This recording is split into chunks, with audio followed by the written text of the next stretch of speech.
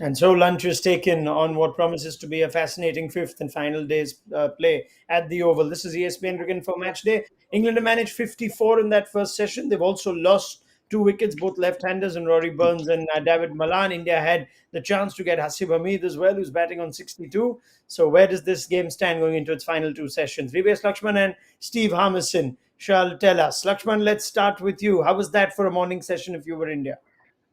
Oh, brilliant. I Hmm. think all the bowlers were right on the money. I think that's what you expected from them on this flat wicket, and suddenly the ball started to reverse. There was a lot of energy, a lot of intensity in each and every delivery they bowled. I thought even Jadeja was able to control the flow of runs. It was much more better as far as his rhythm is concerned compared to yesterday. And if at all, Siraj would have held that catch. I think it would have been much more better session for India. But overall, they would be really happy. Not only they got two wickets, but if you Yeah. see in the last 15 overs, the run rate of England is close to 1.5. That means England is under tremendous pressure. Yeah, that's a fair point, isn't it, Steve? Not just the two wickets, they don't look so bad for England. They still have Joe Root, but going at two and over, suddenly it's still more than 230 to get in about 63 overs, as against another 15, 20 runs or 20, 30 runs. And you could have thought, yeah, England are going for this. Yeah, I still think England are going to have a go at it at this minute in time. I still think they'll feel in that dressing room that there's still game on. I think, like VVS said, I think it's evenly poised when it comes to that session point of view. That India ball, I thought India started, reasonably well, got better going through the session. They created pressure, created a chance which should have been taken, and then the run out, and it just tipped the balance in that session for me towards India. But with what I said yesterday about the middle order, it's all right, and yeah, have a fine first session going at 1.5. But I still hang on the fact that if England are still batting in comfortable or good position at tea time, then that last Yeah. session is one of the hardest sessions you'll have in the day. I'm sure VBS will back me up. It's the longest session you have in the day. It's the most tiresome session you have in the day. And if England have still got a chance around about tea time, 34, 35 overs to go, Hmm. I think England will fancy accelerating the run rate and giving themselves a chance of a win. So for me, at this minute in time, I think both teams will be relatively pleased with that session because England haven't had too much damage, but India are just hanging in there, and it's which box is going to Hmm. go for the killer punch first.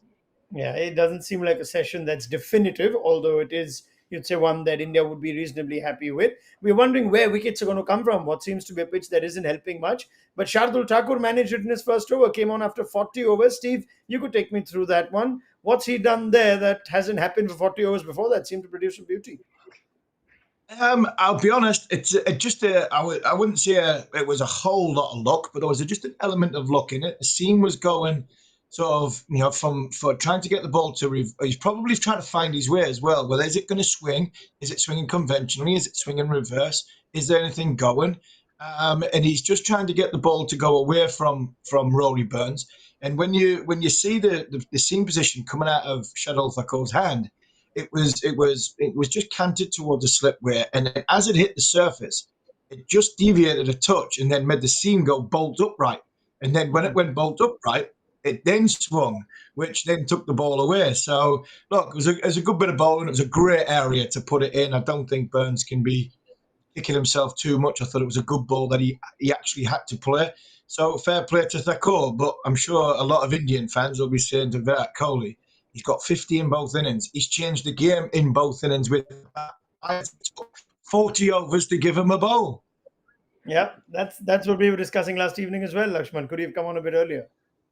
No, I thought I think the way Virat Kohli used his bowlers last evening was fantastic. But what was very impressive was Shardul Thakur is an out and out swing bowler, and he realized very quickly, watching the other bowlers bowl on this surface, that he has to do something different, and the way he bent his back, almost hitting the deck, then just floating the ball, opening the ball to swing, and that is what you want to see from a youngster, easy learning and easy adapting to the situation. And that's exactly what he has done. It was a pitch of a delivery. Rory Burns was in perfect position, with the full face of the bat behind the line of the ball.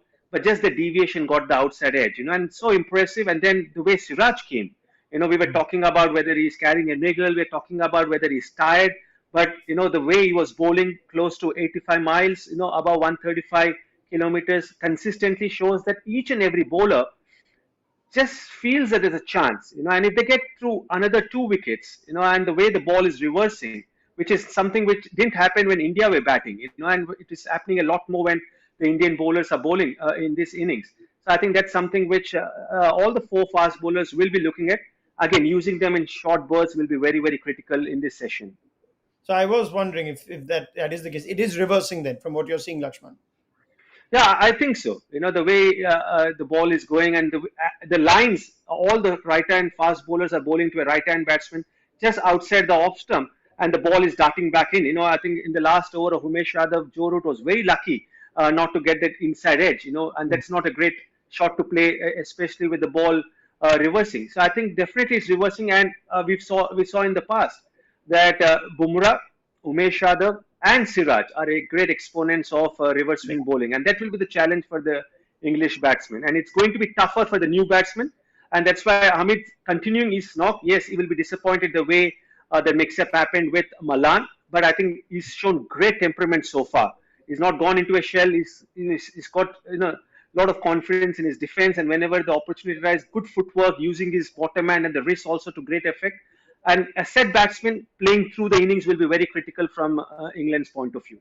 Yeah, I mean, I'm just going to come to Hamid, but the reverse conversation keeps me very excited because I was wondering if I'm the only one seeing it. We also hear often in commentary that the Oval's got a lush green outfield, Steve, so it's harder to get that ball abrasive enough on one side to get it to reverse. But it is happening from what you're seeing, and could it be a decisive element of this next session?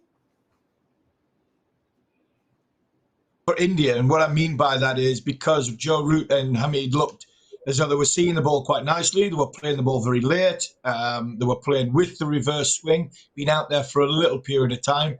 But then when you have a break and then you come back and the ball is reversing, and all of a sudden it's hard to get going. It's difficult to line it up and get going again. So that's what I mean from an India's point of view. It was a good time just to get your boots up, 40 minutes, get another plan. Virat Kohli get around his troops, bowling. Well, actually, no, he's bowling. The coaches are in isolation, so it'll be on Virat Kohli. It wouldn't surprise me if some of the senior players are involved in this. And I'm talking about there's a couple off the field in R. Ashwin and Ishant Sharma might just step up to the plate and have a little word with the bowlers and on ideas and lines and lengths you want to be bowling in England with a reverse swinging ball, and then they'll come out. And it wouldn't surprise me if someone like Bumrah comes out and tries to go a little bit short, but also go with them in swinging Yorkers to really push the batsman back with pace and bowl Yorkers. And if I was Virat Kohli, that's what I'd be looking. I'd be saying to Bumrah, give me 4 overs of good pace, give me what you've got, bounce a Yorker, because if we get Joe Root in the next 45 minutes, we win this game. Also, Ronak, just to answer your question, I think the reason why it's reversing, yes, the outfield is lush green, but the wicket also is abrasive because of the sun beating down, since yesterday morning. The second thing is Ravindra Jadeja has bowled 21 overs, out of the overs which India has bowled so far, and majority of them is hitting that foot marks. And we know for a fact that whenever the ball lands on the foot marks, it can scruff up, and that's the reason probably India are getting much more reverse swing in this innings compared to all the innings they bowled so far on this tour. And I think that's the reason why they're excited, because if the ball is not swinging conventionally, and as long as the ball is started to do reverse, and with the kind of pace and the accuracy the Indian bowlers have, I think that's the excitement as far as the Indian bowling group is concerned. Yeah, on Jadeja, he's bowled better in this session than he did last evening. He's getting that sort of consistency that you want right now. Yeah, definitely. I feel he's bowling really well, and it's just a matter of time. Sometimes even if you bowl well, the wicket columns doesn't justify the way you have bowled. So I think Jadeja has to be patient, and that's why I think it's a big plus for India that the ball starts to reverse. Because the whole talk last evening was whether Jadeja will be able to prove himself. Whether Jadeja will be able to put pressure on the English batsmen and use that foot marks to great effect. But because the ball is reversing and the intensity and the energy shown by the fast bowlers, I think he will be under less pressure. And all he has to do is come and bowl with a lot more control, like the way he has done throughout his career, and just land the ball on their footmarks and bowl over the wicket and also round the wicket. Use the crease. Don't become, the batsman should not get used to you, and Yeah. that's why using the angles and creating those different angles is very very critical. Virat Kohli started with his fast bowlers this morning, Steve. I made one change just before lunch with Umesh coming back. Otherwise, we thought Jadeja would bowl right through. There seems to be some impression that Jadeja should literally bowl from one end all day today, and Kohli should move the seamers around from the other. Do you subscribe to that view? I'll ask both of you. Steve first. Yeah, I think as the day goes on, I think you'll see a little bit more Jadeja once the ball stops reverse swinging, because it will stop reverse swinging eventually, and there'll be a period between reverse swinging ball and new ball, and I think that's when Jadeja will be utilised. I think I would have gone. I must admit, I would have gone with the seamer first up this morning just to see if there was anything in the air, to see if there was Hmm. anything, from a lateral movement point of view, from a conventional swing, and then I would have brought Jadeja on. But I'll also be looking to hitting the pitch hard. And like VVS said before, it's getting drier, it's getting more abrasive. So even though they weren't as effective, they actually did some damage to the ball, which is actually going to benefit them second half of the session. And that's what happened. Hmm. Lakshman? Yeah, I wouldn't want Jadeja to bowl, continuously from one end because Hmm. with experience I can say that even though the wicket may be suiting a certain bowler or certain style of bowling, but if you play that bowler for more time, you get used to that bowler, and that's why I think giving that break to that bowler and getting back, even if it is a 5 over or a 6 over break, will suddenly change the rhythm of the batsman, and that will give you a lot more opportunity to pick up the wickets. Otherwise, the batsman gets used to the style of bowling, and I think that's why the challenge for Virat Kohli will be it's already 59 overs. Now, does he take the new ball? We know that the ball is not swinging so much in this test match, or does he continue to bowl with the whole ball? That's the challenge, and that's I think the biggest decision. And fast, and that's something which India doesn't want, especially with Joe Root on the wicket. Hmm. All right. Something England didn't want was a run out. It's an absolute bonus on this sort of surface. Steve Armstrong, what happened there? Two top order batters normally run better than two lower order batters, but that didn't look very It good. was, yeah, it was bizarre. Pressure. That's all it was. Yeah, Jadeja started getting it in the right area.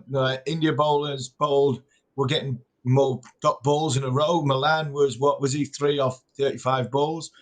They were just dealing, a little bit of pressure that was going with it. Hamid's fault, but I think Hmm. Milan I think Milan can have some share of the blame there, because I thought he was on his heels. I don't think he was backing up quite right there, and he got a bit ball watching. So from that point of view, I don't think Milan helped himself, but I think Hamid was the man that called. It was his run, Yeah. and I think ultimately it was on his fault. But what we said, and many times we've said, is when the ball's getting flat and it's not doing a great deal, and the batters are starting to get on top, you need an excellent catch or something in the field and a bit of brilliance. Well, we had a drop catch, and then we had a bit of brilliance in the field because it was a fantastic throw. Rishabh Pant didn't have to move, straight above his head, straight above the stumps, whipped the bails off, and it was, Hmm. obviously it was that close, and it was that important to get Joe Root in 20 minutes before lunch, and that I thought that was a huge moment in that session. Hmm. I mean, you had your taste of runouts in your decorated career, Lakshman, but out there, where does the blame lie? Error of judgment from Hamid or lapse in concentration from Malan on his heels, like Steve said? No, I think a mixture of both. Okay. Because there was no need for Amit to take that risky single. But having said that, when you're playing a quality bowler like Jadeja, you want to rotate the strike. You don't want to play the bulk of the deliveries. That's why the non-striker has to be very alert, and the communication has to be very precise. I just felt that I agree with Steve that the backing up was not great from Malan when you see the replay. And if you feel that you're not confident reaching the other end, all you can say is no, and just deny taking that single, because the last thing which England requires at this stage of the test match is a run out. It's a suicide. So I just feel that the blame lies in both the batsmen. And I think that's something which they don't want in this game going forward. All right, now let's look ahead to this next session. Steve, Joe Root seems to be such a big part of which way this game will go. Do you see him being cautious, being solid, or being busy and keep, making sure that England continue to make India believe that this could be a game that they could lose? I think they'd be busy. I think Joe will be busy. I don't think he knows any other way of playing. I think he plays a situation. He's probably one of the best I've seen for a number of years. Play the situation well, whether England are going for the game and they need 4 or 5, 6 and over to set up the game, or to go and set a declaration total. He's busy that way. He can block it. He's one of the best players in the world, the modern generation. So there was a shot right at the end of that session there. I think it was against Siraj, and it wasn't quite a half volley. And he only got 2 or 3 for it. Ajinki Harahani went and chased it through extra cover. And when I seen that shot, I was like, that was something. As an England supporter, I was like, wow, it was a great shot, but it was a sign of intent. The captain's got a sign of intent that even at lunchtime coming up, bang, there you go, have that bowler. It might be reverse swinging, have that. I'm not going to be blocking it. I'm coming at you. We're gonna put you on the back foot. We're going to try and win. And I think on that one shot tells you that I think the England captain is still thinking England got a chance of winning this Test match. What's India's best chance of getting Joe Root out, Lakshman, after lunch?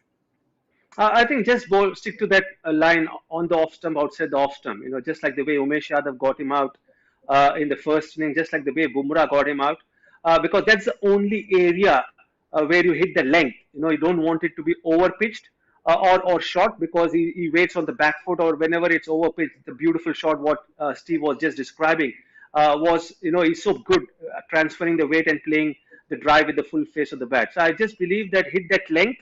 And with the ball reversing, with the ball swinging, that's the only chance, And because he wants to be busy, and because he's always been that kind of a player who wants to show that positive intent, one false shot can be round the corner, and that's when probably India can get his wicket. But if you're trying to experiment, if you're trying to get his wicket, in the bargain, I think they will leak a lot of runs, and that's something which Virat Kohli and Team India cannot afford.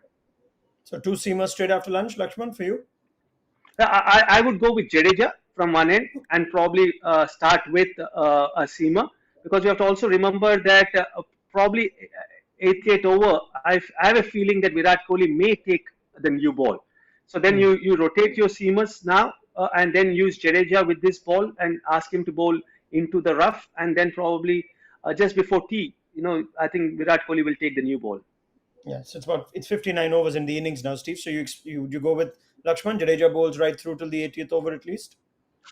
Yeah, I think Jadeja's got a big part to play in this session. I think the new ball will be taken. If I was Virat Kohli, I'd be weighing up this sort of game situation at that time when the new ball is due. Is there any reverse swing? Is Jadeja looking quite comfortable? Are England looking comfortable? But I'd also have a bit of a mindset that the new ball could backfire against me. If the wicket is dead now, if the wicket is relatively flat, and if we don't quite get it in the right area, they could travel it for an over. So especially if someone like Joe Root's in, if we get a wicket just before the new ball, then yeah, take it. We try and make here when it's at its new and its hardest. But we also got to remember Jadeja actually might fancy bowling with a new ball, because the ball might just bounce out of them foothills, and it might just help the left arm spinner as well. So all that will be in Kohli's mind, but I think it'll be the game situation which will deter whether he takes a new ball or not for me. Well, we're talking a lot about Joe Root and India's bowlers, but we'll go back to Lakshman did praise him, but Hasib Hamid, barring that one chance, he's looked solid enough for you, Lakshman. As a set batter, he could have a role to play. Yeah, absolutely. Very, very impressed. Because probably this will be the first time he must be facing this kind of a situation when the team is, chasing a big target against a quality bowling lineup with the series level. And we have to also remember that here is a youngster who has not been part of the England setup for the last 3 to 4 years, and this is his comeback series. And it looked very, very solid. Not going into his shell. Looking to rotate the strike. And I believe that his body language is excellent at the moment. So I just feel that seeing his body language and seeing his temperament, he's a quality player, and I feel England should invest in him. Yeah, barring that rush of blood, you think, where he got the chance at mid-on, Steve. Some journey this has been, hasn't it, for Hasib Hamid, who couldn't buy a run in county cricket for years, finds himself, back into the side after recent runs, and now it looks like he's made this spot his own. Yeah, he has, and he's done brilliantly well. And they're they're the stories of players that not only you want to see them succeed, but you actually think they've got a better chance second time round to really establishing themselves because they've been through that hardship. Got to remember, this kid was sacked by his home county. He had to move sticks and start all over again in a new place. And he came up and on the blind side of last year, scoring a lot of runs in first class cricket. Continued it this year.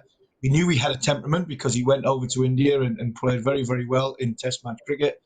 And I think he's been fantastic. I think he's left the ball nicely. I think he's defended the ball late and he's manoeuvred the ball when it's reverse swing. And with the swing, he's gone with the swing and played the ball into gaps and rotated the strike well enough, apart from the one with David Milan. So it's his challenge now to stick with the captain and keep trying to be busy like Joe Root and overcome that initial burst by India. And if he does that, he sets the game up very, very nicely because England have got some power players later on down the line, i.e. the likes of Bairstow and Ali and Wokes, who can come in and then accelerate the scoring rate. And when I mentioned them three names, that'll be the difference whether they talked about the new ball situation. Because if the new ball situation comes, people like that in the middle order will feel as though if they've got a good platform, they might think, right, we can score quickly off this. All right, that new ball would come, you could say, about three quarters of the way through in this session. You assume about 26, 27 overs will be bowled here again. The new ball's due in 21. So forecaster time, crystal ball time. Lakshman, where is this game going to be at tea for you? Well, I think England will lose two more wickets in this session, and probably around 65, 70 runs is what they score. Would Joe Root be among those two wickets, Lakshman?